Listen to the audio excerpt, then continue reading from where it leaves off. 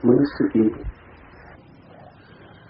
सारी वासनाओं के मूल में काम वासना है।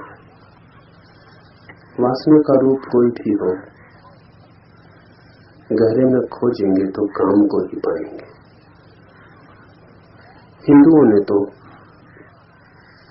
जगत के सृजन में ही काम को मूल माना है।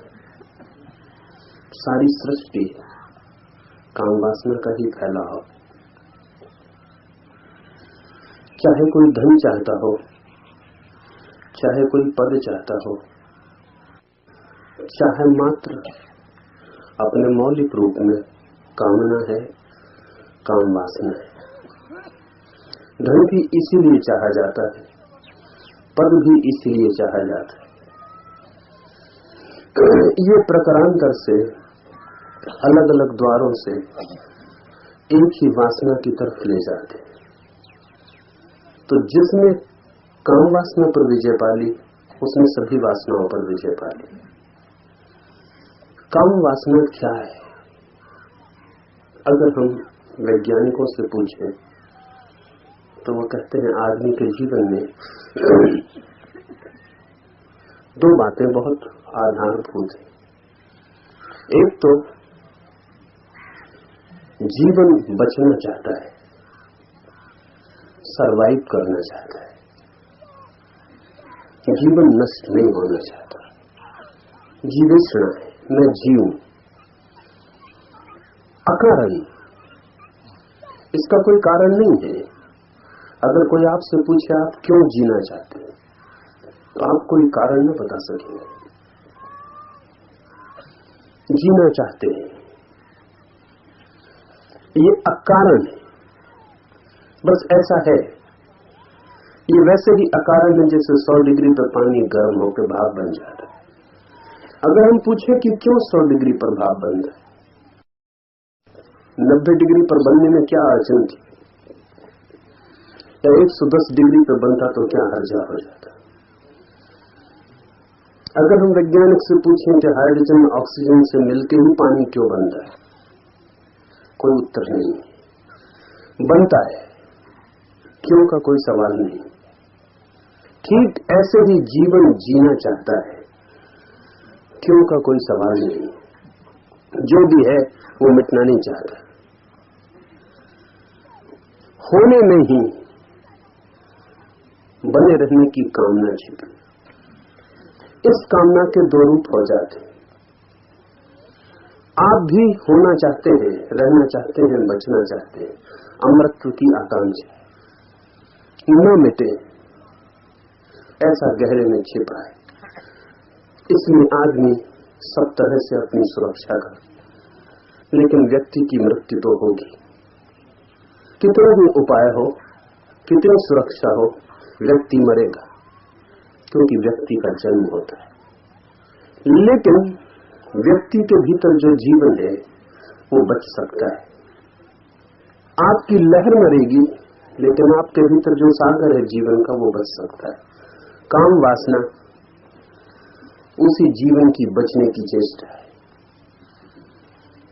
आप मिट जाएंगे, लेकिन आपसे भीतर जीवन निकल के नए रूप ले लेगा। और उसके पहले कि आप मिटे, आपके भीतर जो जीवन की धारा छिपी है वो नए शरीर खोज लेगी। आप खो जाएंगे, लेकिन आपका कुछ मौलिक अस्तित्व का हिस्सा, आपके जीवन धारा का कोई अंश आपके बच्चों में, बच्चों के बच्चों में यात्रा करता है। काम वासना जीवन को हर हालत में बचाने की आकांक्षा का हिस्सा है। ऐसा मनुष्य में ही है, ऐसा नहीं, समस्त जीवन में। वृक्ष भी अपने बीजों को सुरक्षित भूमि तक पहुंचाने की कोशिश करता है। अगर आप वृक्षों को अध्ययन करें तो चकित हो जाएंगे। बड़े वृक्ष अपने बीजों को अपने से दूर पहुंचाने की कोशिश करते हैं, क्योंकि अगर बीज वृक्ष के नीचे ही गिर जाए तो बड़े वृक्ष के नीचे उनके अंकुरित होने का उपाय नहीं, उसकी छाया में वे मर जाएंगे। आपने सेमर का फूल देखा? आपने कभी सोचा न होगा कि बीज में सेमर की रुई क्यों चिपकी होती है। उस वृक्ष की कोशिश है कि रुई के कारण हवा के झोंके में बीज दूर चला जाएगा, नीचे गिरेगा तो नष्ट हो जाए। बीज को दूर पहुंचाने की कोशिश है, वो सेमर की रुई है।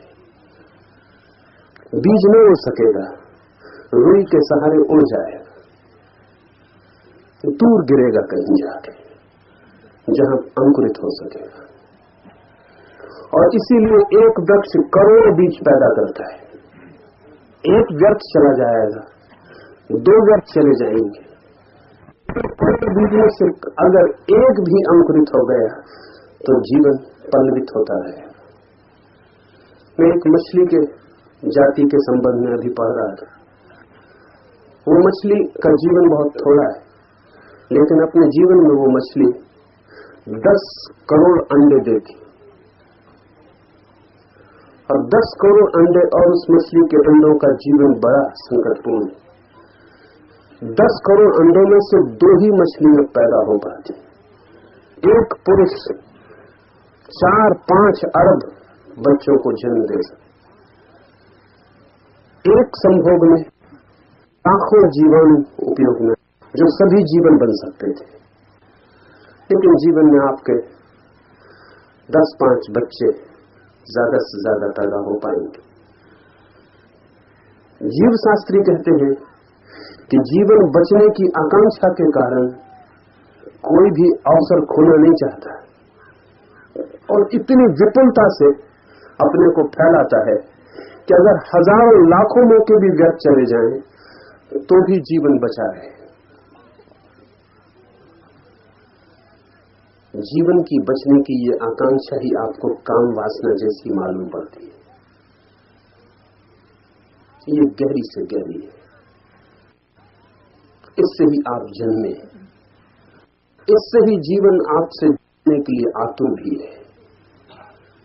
काम वासना के द्वार से जीवन में आपने प्रवेश किया, और इसके पहले कि आपकी देह व्यर्थ हो जाए, वो जीवन जो आपने आवास बनाया था, आवास बनाने की कोशिश करता है। इसलिए काम वासना उद्दाम है। कितने ही उपाय करके मन को पकड़ पकड़ लेती है। वो आपसे बड़ी पड़ती है। आपके सब संकल्प, ब्रह्मचर्य के नियम, आप सबका सब प्रतिज्ञा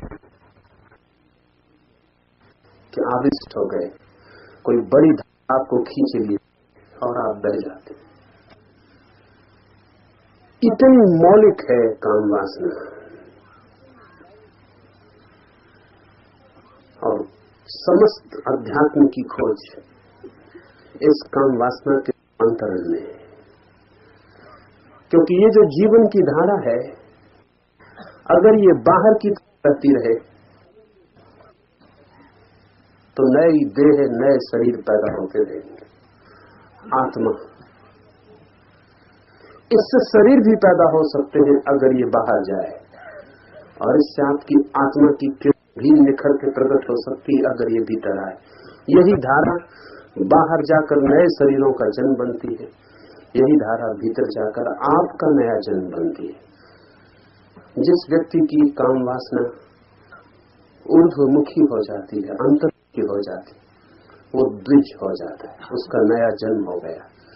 एक जन्म तो मिलता है माँ बाप से, वो शरीर का जन्म है, और एक जन्म आपको स्वयं अपने को देना पड़ता है, वो आत्मा का जन्म।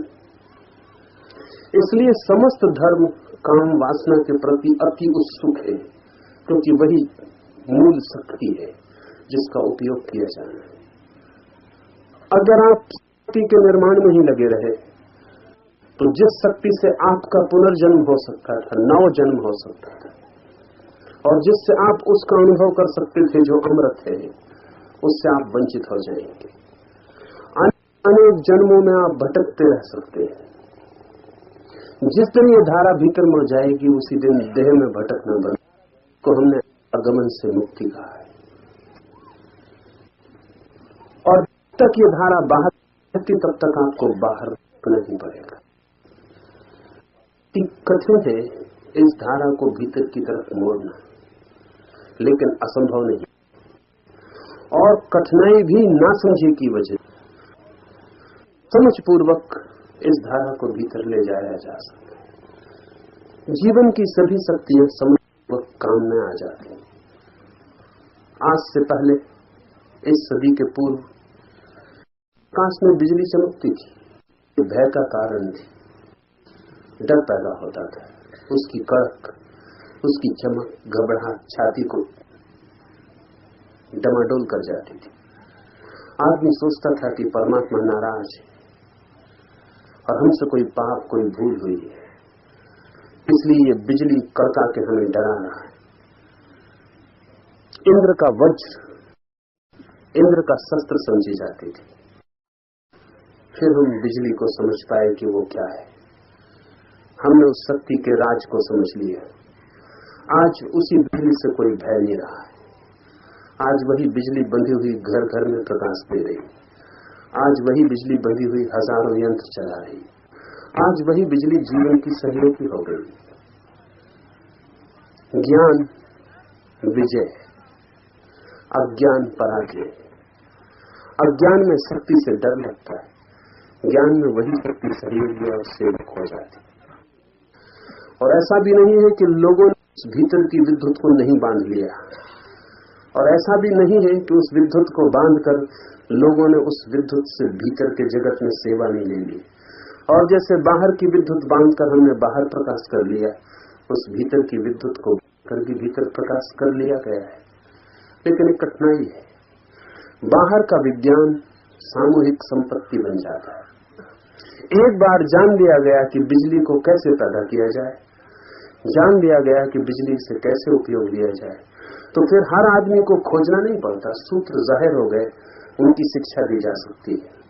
तो हर आदमी को एडिसन होने की जरूरत नहीं है। फिर एक साधारण सा इंजीनियर भी सभी काम कर देता है, वो कोई एडिसन नहीं है, उसने कुछ खोजा नहीं, उसका कोई बड़ा ज्ञान भी नहीं। फिर एक टेक्नीशियन जो कि इंजीनियर भी नहीं है, वो भी बिजली का काम कर देता है, उसे कुछ भी पता नहीं कि बिजली क्या है, पर उसे इतना पता है कि उसका कैसे उपयोग किया जाए। लेकिन भीतर के विज्ञान के साथ एक कठिनाई है, नियम खोज लिए जाएं तो भी सार्वजनिक नहीं हो पाते, हो नहीं सकते। उनका स्वभाव ऐसा है। बुद्ध को पता है, कृष्ण को पता है, महावीर को पता है कि भीतर की ये जो विद्युत है, काम ऊर्जा, सेक्स एनर्जी, ये कैसे बांधी जाए, कि धारा बदली जाए, कैसे इसे बांधाए अपने अनुकूल, कैसे इससे भीतर प्रकाश पैदा किया जाए, कैसे भीतर शुद्ध का उपयोग किया जाए, कैसे भीतर के जीवन को पाने के लिए ये मार्ग बन जाए, सब उन्हें पता है। और वे कहते भी हैं, लेकिन फिर भी आप इंजीनियर या टेक्नीशियन की तरह उसका उपयोग नहीं कर पाते। भीतर के विज्ञान के संबंध में एक मौलिक बात है, में आपको एडिसन पड़ेगा, बुद्ध बनना पड़ेगा, क्राइस्ट बनना पड़ेगा, उसके लिए आप उसका उपयोग न कर सकेंगे, क्योंकि आपके भीतर की घटना है। मात्र सूचना और जानकारी न होगा, अनुभव ही वहां मार्ग बनेगा। संसार के संबंध में सूचना काफी है, अध्यात्म के संबंध में अनुभव जरूरी है। संसार के संबंध में जो भी हम जानते हैं उस प्रयोगशालाएं बाहर हो सकती हैं, अध्यात्म के संबंध में आप ही प्रयोगशालाएं। और भी जटिलता है, आप ही हैं प्रयोग करने वाले, आप ही हैं प्रयोगशाला, आप ही हैं उपकरण प्रयोग के, आप ही हैं शक्ति जिस पर प्रयोग होना है, और आप ही हैं जो अंततः इस प्रयोग से रूपांतरित होंगे। वहां आपके अतिरिक्त कोई भी नहीं है, इसलिए जटिलता बढ़ जाती। जैसे एक मूर्तिकार मूर्ति बनाता हो तो पत्थर अलग होता है जिस पर मूर्ति बनानी है, छेनी अलग होती है जिससे मूर्ति बनानी है, मूर्तिकार अलग होता है जिसको मूर्ति बनानी, खरीदार अलग होता है जो मूर्ति खरीदेगा। अध्यात्म की इस मूर्ति कला में आप ही सब कुछ है। आप ही हैं पत्थर जिसकी मूर्ति बननी, आप ही हैं छेनी जिससे मूर्ति बनाई जानी, आप ही हैं कलाकार जिसको मूर्ति बनानी, और आप ही हैं ग्राहक खरीदार।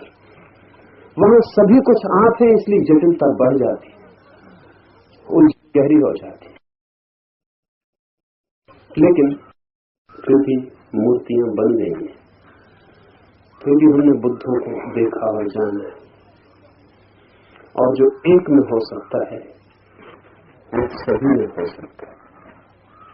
इस सूत्र दृष्टि से समझने की कोशिश करें और ख्याल रखें कि काम ऊर्जा ही उसकी है। लड़ने से नहीं जीतेंगे, अन्य से जीतेंगे।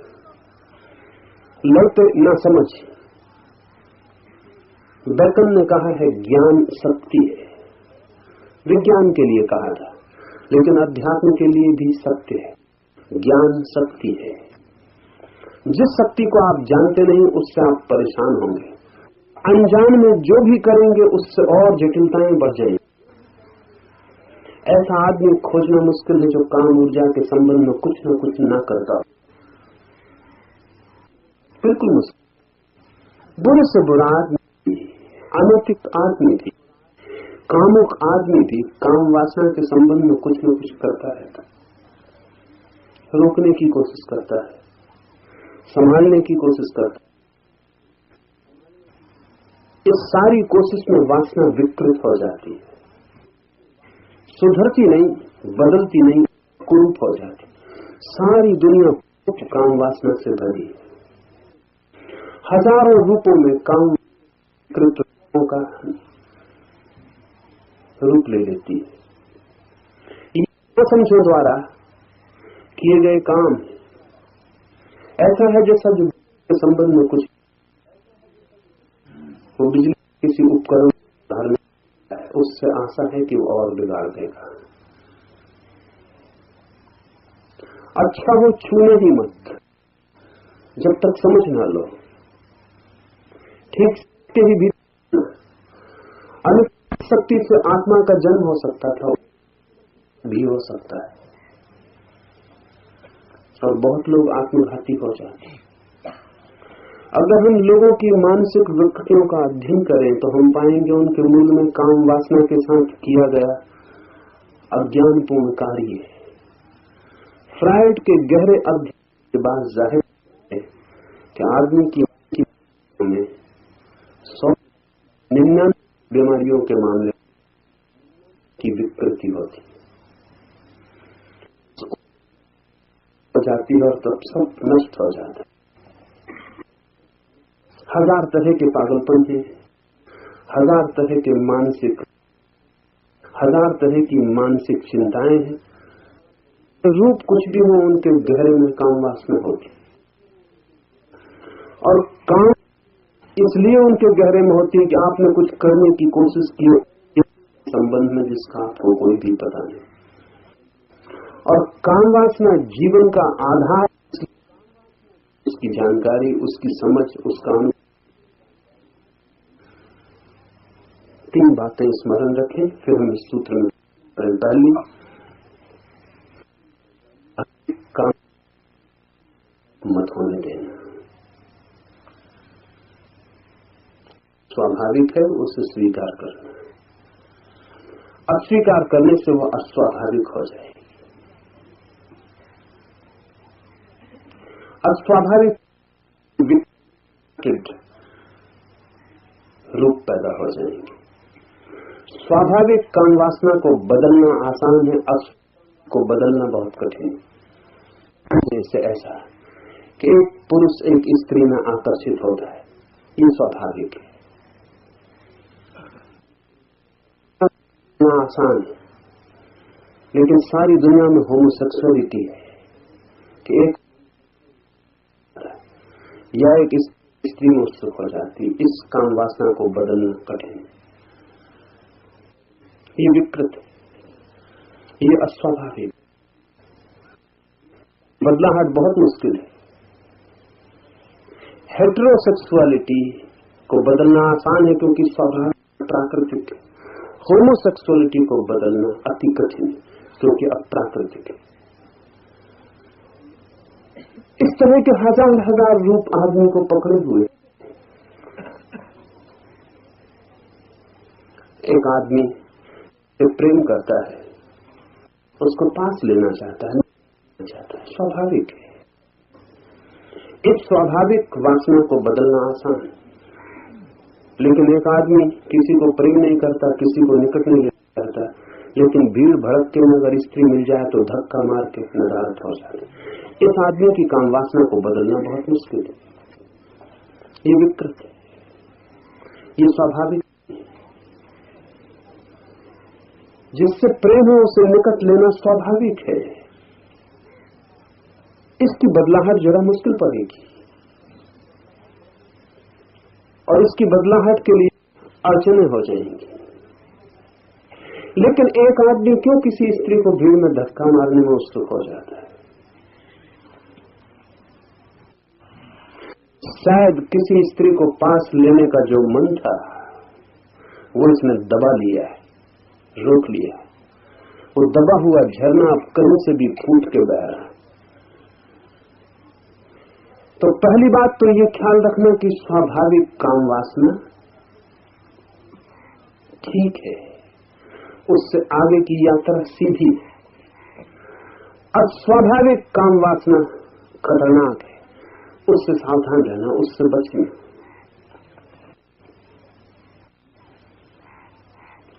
दूसरी बात ख्याल रखना कि स्वाभाविक काम वासना को सिर्फ भोगना ही मत, भोग के साथ साथ उस पर ध्यान भी करना। क्योंकि वासना में दंश नहीं, मूर्छित वासना में दंश है। अगर आपको लगता है कि मन को काम पकड़ता है तो भोग में उतरना, लेकिन होशपूर्वक उतरना। ध्यान रखना क्या हो रहा है, ध्यान रखना क्या मिल रहा है, ध्यान रखना कि कौन से सुख की, कौन से आनंद की, कौन सी शांति की उपलब्धि हो रही। ध्यान पूर्वक भोग में उतरना, ताकि भोग के गहरे रहस्य आपके ध्यान में समाविष्ट हो जाएं, वही आपकी समझ बनेगी। और तीसरी बात, इस बात की भी खोज जारी रखना कि जो सुख या शांति की झलक मिलती है वो वस्तुतः काम वासना के कारण मिलती है या कारण कोई और। स्वाभाविक वासना हो, ध्यान पूर्वक वासना हो, तो ये तीसरी बात भी आपको ज्यादा देर नहीं लगेगी और पता चल जाएगी कि काम वासना के कारण सुख और आनंद की प्रतीति नहीं होती। इसको जो जानते हैं उन्होंने काकतालीय न्याय कहा है। काकतालीय न्याय का मतलब होता है कि आप एक वृक्ष के नीचे बैठे हैं और एक कौवे ने आवाज दी।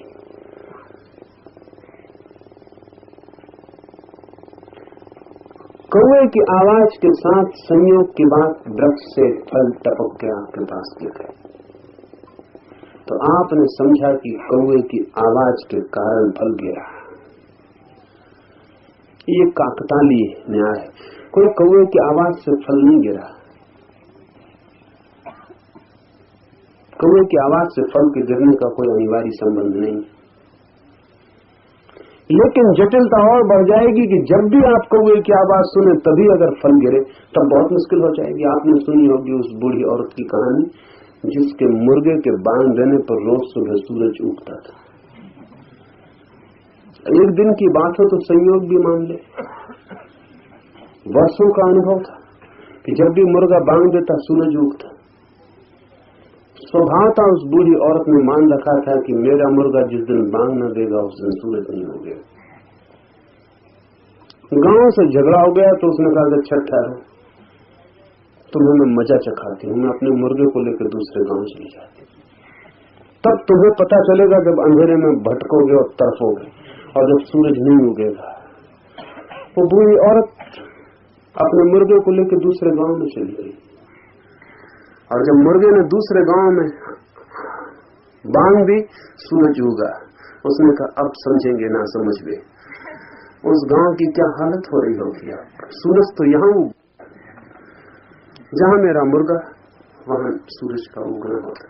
ये काकतालीय न्याय है। काम वासना के संबंध में यही हो रहा है। काम वासना से जो सुख मिलता है उसमें उतना ही संबंध है जितना मुर्गे की बांग में और सूरज के उगने में। काम वासना से सुख नहीं मिलता, न मुर्गे की आवाज से सूरज उगता है। लेकिन कोई और गहरे कारण से सुख की प्रतीति होती है, उसका आपको पता हो जाए तो फिर ये भ्रांति टूट जाएगी कि मुर्गे की आवाज से सूरज उग रहा है। और फिर सूरज उगाने के लिए मुर्गे की आवाज पर निर्भर रहने की जरूरत नहीं। फिर सूरज आपका मुर्गे की आवाज के बिना भी उग सकता है। काम की तृप्ति में जो सुख मिलता है उसका मौलिक कारण काम नहीं, उसका मौलिक कारण ध्यान, समाधि।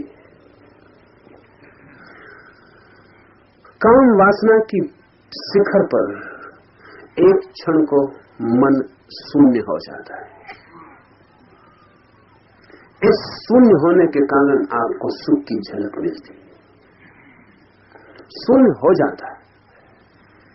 आप काम वासना में इतने तल्लीन हो जाते हैं, काम कृत्य में और कीड़ा में इतने तल्लीन हो जाते हैं जितने आप किसी में तल्लीन नहीं होते।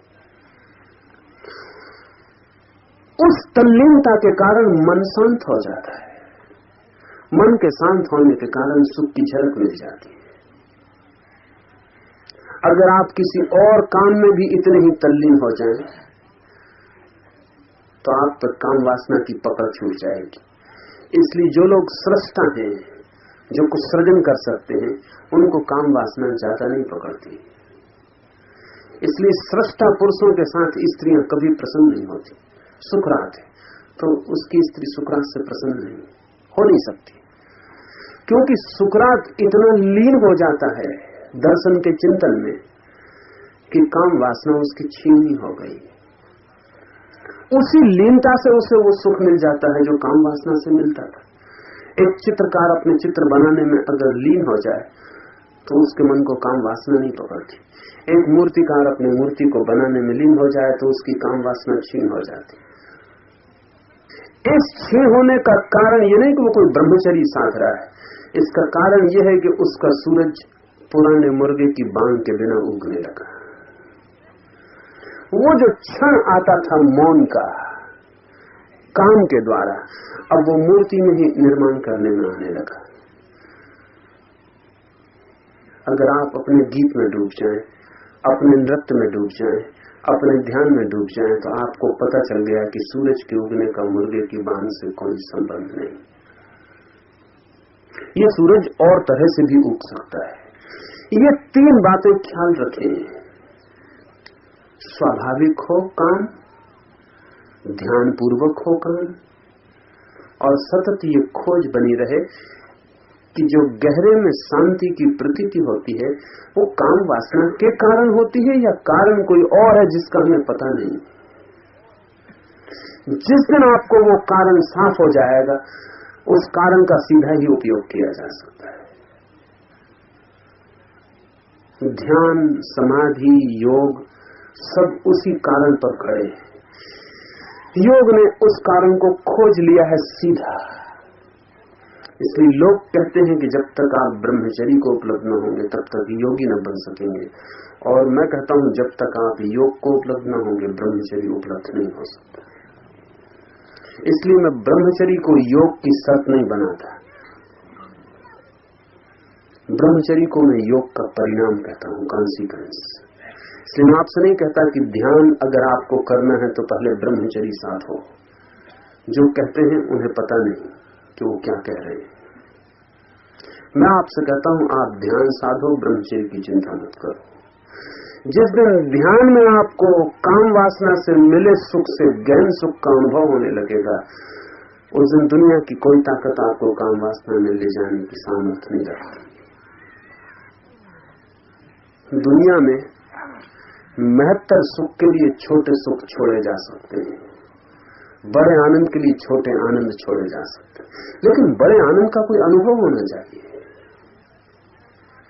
आपके हाथ में कंकड़ पत्थर हैं और मैं आपसे कहूं छोड़ दो, कुछ तो है हाथ में, कंकड़ पत्थर ही सही।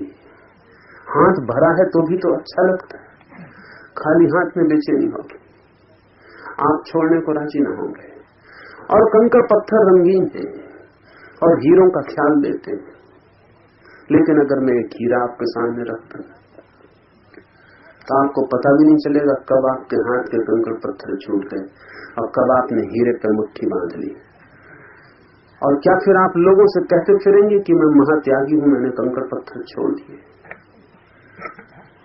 पता ही नहीं रहेगा आपको कि आपने कंकड़ पत्थर छोड़े, वो छूट गए। ध्यान आपको उस हीरे को शुद्धता में दे देता है जो काम वासना में बड़ी मुश्किल से जिसकी झलक और बड़ी अशुद्ध झलक कभी कभी मिलती है। वो शुद्धतम हीरा जब हाथ में हो जाता है, इस अशुद्ध की खोज बंद हो जाती है। अब तू उस खाई को पार कर चुका है जो मानवीय वासनाओं के द्वार को घेर कर खड़ी। अब तू काम और उसकी दुर्दांत सेना पर विजय पा चुका है। तूने अपने हृदय से अशुद्धियों को निकाल दिया है और कलुषपूर्ण वासनाओं से अब वह मुक्त है। लेकिन ओ गौरवशाली योद्धा, तेरा काम अभी पूरा नहीं हुआ। ओ शिष्य, पवित्र द्वीप को घेरने वाली दीवार को और ऊंचा उठा। यही वह बांध होगा जो तेरे मन की उस मद और संतुष्टि से रक्षा करेगा जो बड़ी उपलब्धि के विचार से उत्पन्न होगी। काम पर विजय पाना अति कठिन है, इसलिए जो विजय पा लेते हैं वे बड़े मद से भर जाते हैं। ब्रह्मचर्य का एक मद है, काम वासना का मद है। ये तो आपने सुना होगा कि काम वासना से भरा हुआ आदमी मूर्छित होता है, मदमत्त होता है। लेकिन क्या कभी आपने सुना कि ब्रह्मचर्य जब उपलब्ध होता है तो काम वासना से भी बड़ा मद आदमी के मस्तिष्क को घेर लेता है, स्वभावता है। इतनी कठिन है ये विजय कि जब विजय मिलती है तो आदमी नाच उठता है, झूम उठता है। एक बड़ी गहन सूक्ष्म अहंकार की भावना जगती कि मैंने ब्रह्मचर्य पा लिया, कि मैंने काम वासना जीत ली, कि अब मैं विजेता हूं। और ये युद्ध सबसे बड़ा है। महावीर ने कहा सारी पृथ्वी को जीत लेना आसान, लेकिन इस भीतर की काम वासना को जीतना कठिन है। तो सिकंदर अगर अकड़ जाता हो दुनिया को जीतकर, जो कि इतना कठिन नहीं, तो ब्रह्मचारी को अकड़ नहीं आती होगी जो कि सिकंदर से भी ज्यादा कठिन काम कर चुका है। दुनिया को जीतना तो रूपों को जीतना है, काम वासना को जीतना दुनिया के रूप इस वासना से पैदा होते उस मूल स्रोत को जीत लेना है। दुनिया जिससे निर्मित होती है उस शक्ति को जीत लेना है। निश्चित ही एक गहरा मद पकड़ लेता है। और ये सूत्र कहता है कि काम वासना को तूने जीत लिया, लेकिन ध्यान रखना तेरा काम अभी पूरा नहीं हुआ है।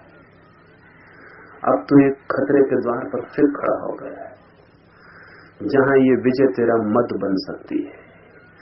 अब तू इस द्वीप के आसपास, ये जो छोटा सा महासागर में एक द्वीप निर्मित हो गया है तेरे ब्रह्मचर्य का, जगत तो काम वासना का सागर है, इसमें तूने एक छोटा सा द्वीप निर्मित कर लिया, एक आइलैंड। लेकिन ये चारों तरफ जो सागर है तेरे द्वीप को किसी भी क्षण डुबा दे सकता है। अगर तू मद से भर गया तो ये सागर तेरे द्वीप को डुबा ले सकता है वापस। इस पवित्र द्वीप को घेरने वाली दीवार को उठाने में लग। अभी काम बाकी है। यही वह बांध होगा जो तेरे मन की उस मद और संतुष्टि से रक्षा करेगा जो बड़ी उपलब्धि के विचार से उत्पन्न होती। मद और संतुष्टि दो खतरे।